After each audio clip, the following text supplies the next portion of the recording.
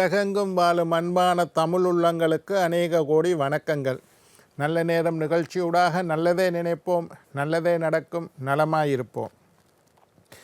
இன்றைய தினம் 1ஆம் திகதி 8ஆம் மாதம் 2026 மந்தவாசலம் என்று சொல்லக்கூடிய சனிக்கிழமை, பராபவ வருடம் ஆடி மாதம் 16ஆம் நாள், திருதியை திதி, சதய நட்சத்திரம், மரண யோகம்.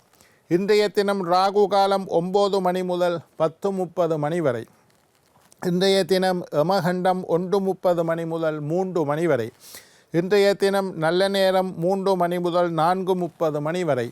இன்றைய தினம் குளிகன் நேரம் 6 மணி முதல் 7:30 மணி வரை. ஆயில்யம் மகம் நட்சத்திரக்காரர்களுக்கு இன்று சந்திராஷ்டம தினம். ஆயில்யம் மகம் நட்சத்திரக்காரர்களுக்கு சந்திராஷ்டம தினம். சூலம் கிழக்கு, பரிகாரம் தயிர். என்ன நேர்களே, வாருங்கள் இனி இன்றைய தினத்திற்குண்டான ராசி பலன்களை பார்க்கலாம்.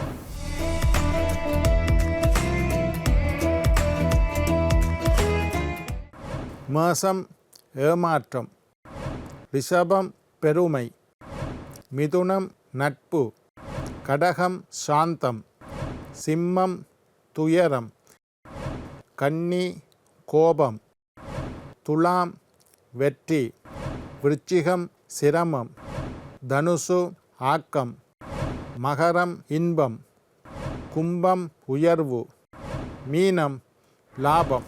ஆன்மீக தகவல் பகுதியில் தொடர்ந்து உங்களை சந்தித்து வருவதில் மட்டற்ற மகிழ்ச்சி அடைகின்றேன். ஒவ்வொரு நாளும் ஒவ்வொரு புதிய அற்புதமான ஆன்மீக தகவல்களை உங்களோட பகிர்ந்து கொண்டு இருக்கிறேன். அந்த வகையில் இன்றைய தினமும் சில நல்ல தகவல்களை உங்களோட பகிர்ந்து கொள்ளலாம் என்று காத்திருக்கிறேன். எங்களுடைய நிகழ்ச்சிக்கு நீங்கள் தரக்கூடிய ஆதரவு என்னை மகிழ்ச்சி அடைய செய்கின்றது. எங்களுடைய நிகழ்ச்சி சம்பந்தமாக ஆன்மீகம், ஜோதிடம், வாஸ்து சம்பந்தமாக உங்களுக்கு ஏதாவது சந்தேகங்கள், கேள்விகள் இருப்பின் சக்தி டிவி நல்ல நேரம் நிகழ்ச்சி தயாரிப்பாளர் கீழ்கண்ட முகவரிக்கு கடிதம் மூலம் என்னை தொடர்பு கொண்டால் தொடர்ந்து வரக்கூடிய நிகழ்ச்சிகளில் தகுந்த கேள்விகளுக்குண்டான பதில்களை தொகுத்து தர காத்திருக்கின்றேன். இன்றைக்கு என்னத்தை பற்றி பார்க்க போகிறோம்னா, ரோஹிணி நட்சத்திர தோஷம். நேற்றைய தினம் வலம்புரி சங்கை பற்றி பார்த்தோம். வலம்புரி சங்கு வீட்டில் இருந்தால் அதிர்ஷ்டம், வலம்புரி சங்கு வீட்டில் இருந்தால் செல்வம் சேரும். நிறைய உழைக்கிறோம் ஐயா, ஆனால் காசு தங்குதில்லை. வலம்புரி சங்கை வீட்டில் வைத்திருந்தால் காசு தங்கும். வலம்புரி சங்குக்குள்ளே கொஞ்சம் ஏலக்காயை போட்டு வைக்கலாம். வலம்புரி சங்கு நிறைய பச்சை கற்பூரம், 100 கிராம் பச்சை கற்பூரத்தை வாங்கி போட்டு வைக்கலாம். வலம்புரி சங்குக்குள்ளே தண்ணியை ஊற்றி அதுக்குள்ளே பச்சை கற்பூரம், ஏலக்காய், கராம்பு எல்லாம் போட்டு வைக்கலாம். வலம்புரி சங்குக்குள்ளே தண்ணியை ஊற்றி அதுக்குள்ளே சில்லறை காசை போட்டு வைக்கலாம். அல்லது ஒரு கிளாஸுக்குள்ளே வலம்புரி சங்கை வைக்கலாம். பச்சை கற்பூரத்துக்கு மேலே வலம்புரி சங்கு விட்டு அதுக்குள்ளே கொஞ்சம் தண்ணி ஊற்றி வைக்கலாம். இந்த மாதிரி பல அற்புதமான விஷயங்களை வலம்புரி சங்கை பற்றி பேசியிருந்தேன். இன்றைக்கு ரோஹிணி நட்சத்திர தோஷத்தை பற்றி பேச போகிறேன். 27 நட்சத்திரம் இருக்குது. அஸ்வினி, பரணி, கார்த்திகை, ரோஹிணி. 4ஆவது நட்சத்திரம் ரோஹிணி. அஸ்வினி பரணி என்று தொடங்கி அவிட்டம், சதயம், பூரட்டாதி, உத்திரட்டாதி, ரேவதி என்று சொல்லக்கூடிய 27 நட்சத்திரங்கள் இருக்குது. இந்த 27 நட்சத்திரத்தில் ஒவ்வொரு நட்சத்திரத்திற்கும் ஒவ்வொரு சிறப்பு உண்டு. அது நான் முந்தி பேசியிருக்கேன், இன்னொரு முறையும் பேச தயாரிருக்கேன். ஒவ்வொரு நட்சத்திரக்காரர்களுடைய குணங்களை பற்றி, தோட்டத்தை பற்றி, செயல்பாடுகளை பற்றி, எண்ணங்களை பற்றி, சிந்தனைகளை பற்றி எல்லாம் பேசணும். ரைட். இன்றைக்கு ரோஹிணி நட்சத்திரத்தில் பிறந்தால் சில தோஷம், அதை பற்றி பேச போகிறேன். 27 நட்சத்திரத்தில் நீங்கள் என்ன நட்சத்திரத்தில் பிறந்தாலும், இப்போ சில உங்களுக்கு சாதாரணமாக தெரியும், மூல நட்சத்திரத்தில் பெண் பிள்ளை பிறந்தால் அதுக்கு மாமனாருக்கு கூடாது. இந்த ஒரு பழமொழி. இது மாதிரி ஆயில்ய நட்சத்திரம், சதய நட்சத்திரம் இந்த மாதிரி இருக்குது.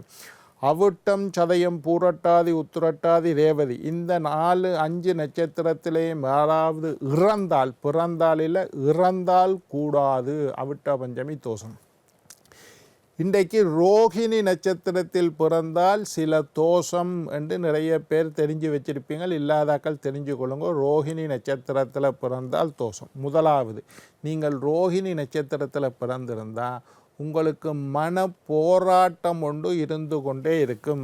மன போராட்டம்னா என்ன? வெளியில் நடக்கிற போராட்டம் இல்லை, மனசுக்குள்ள ஒரு சஞ்சலம், சபலம், தடுமாற்றம். இதை செய்வோமா வேண்டாமா, இது நல்லதா கெட்டதா, இது சரி வருமா சரி வராதா, இந்த மாதிரி மன போராட்டம், மனசளவில் ஒரு தடுமாற்றம், போராட்டம் இருந்து கொண்டே இருக்கும்.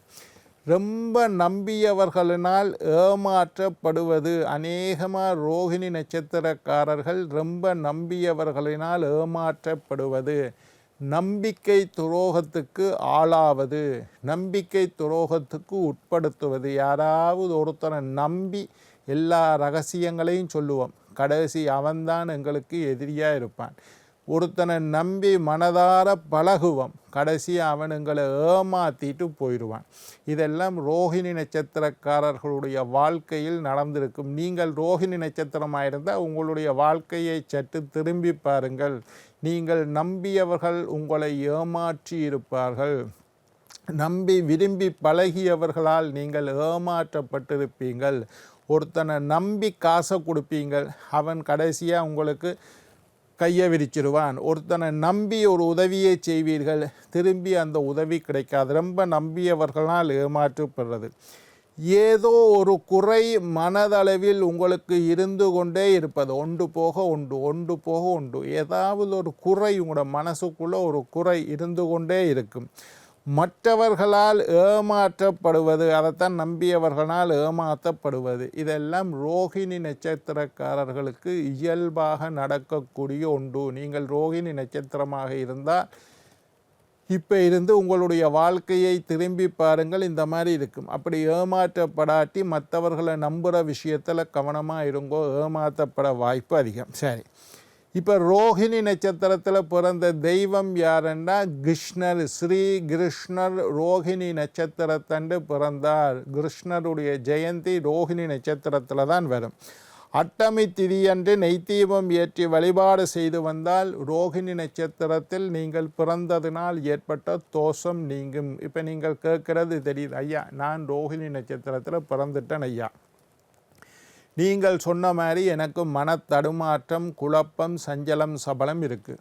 நீங்கள் சொன்ன மாதிரி ரொம்ப ஒருத்தரை நம்பி நான் ஏமாந்து போய்விட்டேன். நீங்கள் சொன்ன மாதிரி ஏதோ ஒரு குறை என்னுடைய மனதிலே இருக்குது. நான் என்ன ஐயா செய்கிறது? இனி போய் வேறு நட்சத்திரத்தில் பிறக்கலுமா? அடுத்த பிறவி தான் கிடைக்கும். இப்போ என்ன பரிகாரம்? ரைட், குறைபாடுகளை சொல்லியாச்சு, பரிகாரத்தை பற்றி பார்ப்போம்.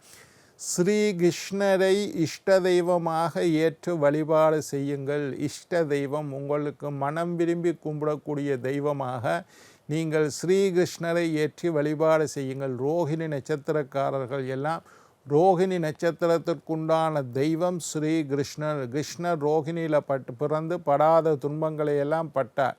பல வேதனைகளை சந்தித்தார், பல போராட்டங்களை சந்தித்தார், பல மனப்போராட்டம் அவருக்கு இருந்தது. அதனால் ரோகிணி நட்சத்திரக்காரர்கள் கிருஷ்ணரை கும்பிடுங்கள். உங்களுடைய மனதுக்கு அமைதியும் நிம்மதியும் மகிழ்ச்சியும் சந்தோஷத்தையும் ஸ்ரீ கிருஷ்ணர் கொடுப்பார். ரெண்டாவது, அட்டமி திதி. ரோகிணி நட்சத்திரமும் அட்டமி திதியும் வார அன்றைக்குத்தான் கிருஷ்ணரோட பிறந்தார். அட்டமி திதிகள் இருக்குது, பிரதமை, துதியை, திருதியை என்று சொல்லி 15 திதிகள் இருக்குது. அதில் அட்டமி திதி அன்று நெய் ஒரு மாதத்துக்கு 2 தரம் அட்டமி திதி வரும். வளர்பிறையில் ஒரு அட்டமி திதி, தேய்பிறையில் ஒரு அஷ்டமி திதி.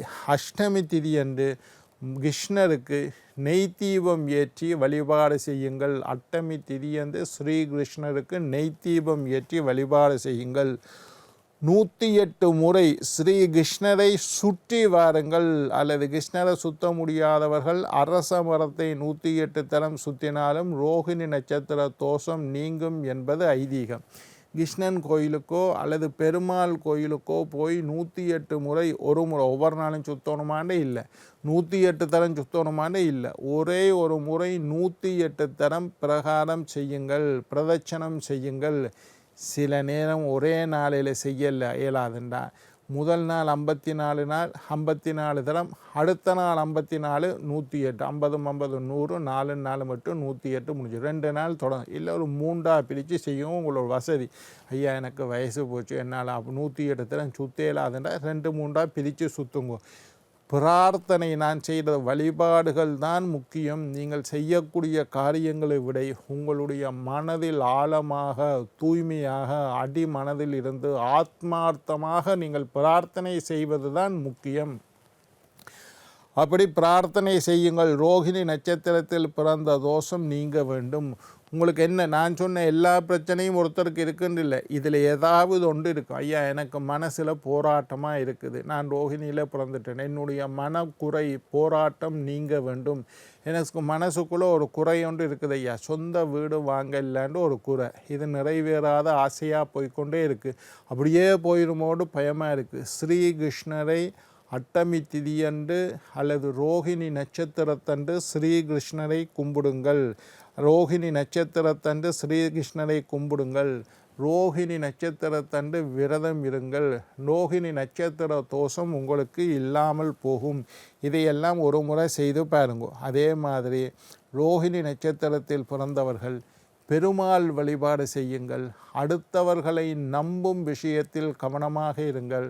பெருமாளுக்கு நெய்த்தீபம் ஏற்றி பயத்தோடு, பக்தியோடு, நம்பிக்கையோடு பெருமாளை நீங்கள் வழிபாடு செய்து வந்தால் ரோகிணி நட்சத்திர தோஷம் உங்களுக்கு நீங்கும். அதை வடிவாக செய்யுங்க. அதே நேரத்தில் மற்றவர்களை நம்புகிற விஷயத்தில் பலவீனங்களை பார்த்துக்கொள்ளுங்க. மற்றவர்களை நம்புகிற விஷயத்தில் கவனமாக இருங்கோ. தன்னம்பிக்கையுடன் செயல்பட்டால் இந்த தோஷத்தை வெல்லலாம். என்ன நேர்களே, நாளை மற்றொரு நிகழ்ச்சியில் உங்களை சந்திக்கும் வரை உங்களிடம் விடைபெறுவது உங்கள் ஜோதிட சித்தர் டாக்டர் ராஜராஜ குருக்கள்.